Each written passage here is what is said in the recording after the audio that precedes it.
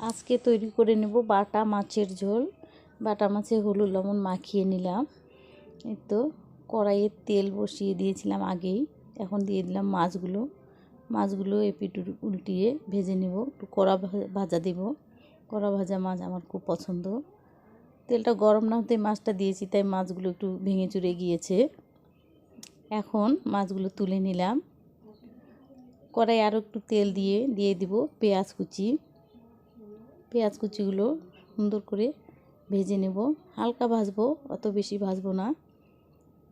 এখন দিয়ে দিলাম 1 চামচ রসুন বাটা, 1 চামচ আদা বাটা দিয়ে আরও একটু নেড়ে নেব। নেওয়ার পরে দিয়ে দিলাম 1 চামচ হলুদ গুঁড়ো, 1 চামচ মরিচের গুঁড়ো, 2টি মাঝারি সাইজের টমেটো দিয়ে আরও একটু কষিয়ে নেব। অল্প অল্প পানি দিয়ে মশলাটাকে ভালো করে কষিয়ে নেব।